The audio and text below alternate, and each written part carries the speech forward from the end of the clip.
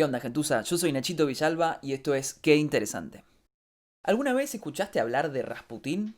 Seguramente sí. Ahora, si yo te pregunto quién es o qué hizo, no vas a saber un carajo. Por eso hoy te voy a contar una historia que te va a volar la cabeza. Él es Grigori Rasputín.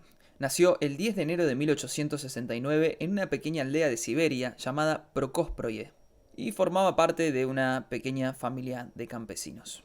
En el año 1877, Rasputín y su hermano Dmitri salen a nadar. Su hermano termina muriendo a causa de una neumonía. Esta tragedia cambió completamente a Rasputín. Lo volvió taciturno e introvertido. Este trauma le duró 2 años. Y ya para cuando tenía 10 se decía que tenía poderes. Podía curar los animales enfermos de su granja y hasta leer la mente humana. Y así como se lo conocía con sus poderes divinos, era un alto atrevido. Sexo, sexo, sexo todo el día. Quería ser el delicioso con medio mundo todo el tiempo. Se lo podía diagnosticar como un adicto al delicioso. Además, durante su adolescencia pasó a ser un hombre odiado en su pueblo debido a tener un comportamiento criminal y por ser un alto borracho.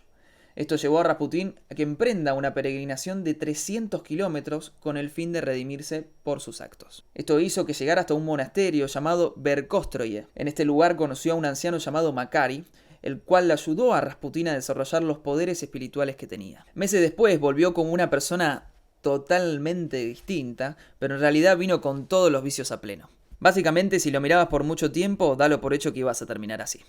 Y tal es la leyenda de que Rasputín no paraba de ponerla, que cuando murió le rebanaron su pituza y ahora se encuentra exhibida en un museo de arte erótico. A los 20 años se une con los Trasniki, un grupo religioso que recorría el país visitando lugares sagrados para orar.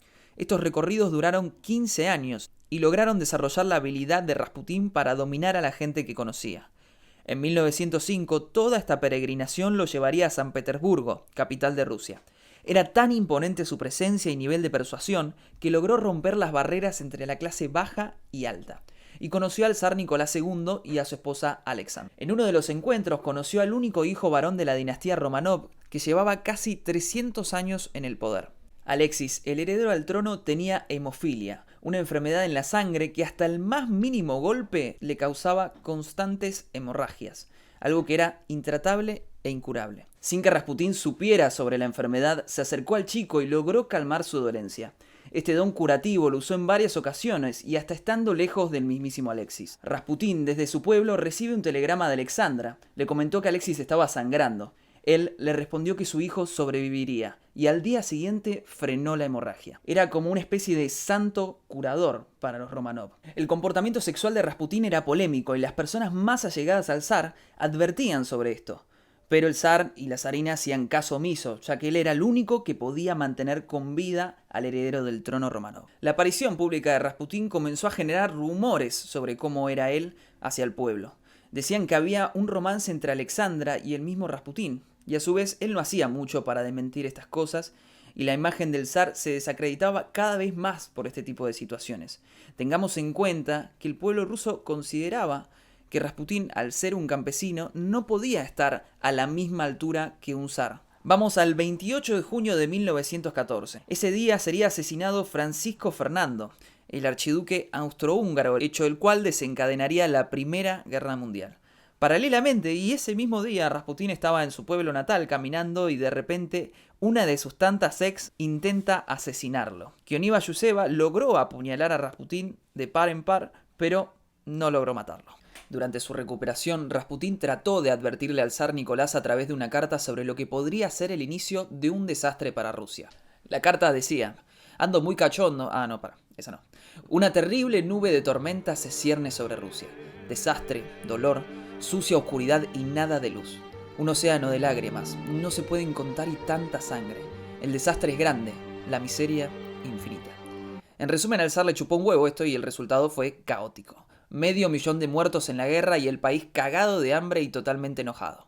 Un año después, en 1915, con un Rasputín que no paraba de escabiar para aguantar el dolor que le traía la puñalada de 2 metros que le hicieron, el zar Nicolás, viendo los resultados catastróficos de la guerra, se suma al frente de batalla, delegando el poder absoluto a su mujer, la cual seguía los consejos de Rasputín. Y acá se pudre todo.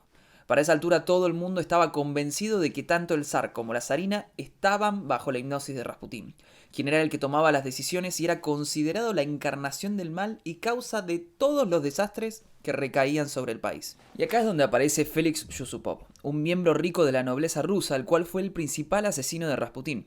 Y no por todo lo que acabo de contar, sino por un intento de acto sexual fallido en el que Rasputín se negó a estar con él. El 16 de diciembre del año 1916, Yusupov llegó engañado a Rasputín a su palacio para una reunión. Lo llevó al subsuelo y lo envenenó con torta y vino lleno de cianuro. Pasaron 2 horas y Rasputín no mostraba estar bajo los efectos del veneno. El príncipe se cansó de esperar y le pegó un tiro, y tampoco se vio. Tuvo que aparecer uno de los conspiradores que ayudaron a Yusupov con el asesinato para darle 2 tiros más y dejar quieto a Rasputín. Su cuerpo fue tirado al río y así todo no murió, o sea, qué carajo. Pasaron 2 días del hecho y encontraron el cuerpo de Rasputín en el río y todavía seguía vivo. Pero ya estaban las últimas. El pueblo creyó que con su muerte había terminado una maldición que golpeó a la nación durante años. Antes de morir había dejado una última carta de advertencia para el zar de Rusia.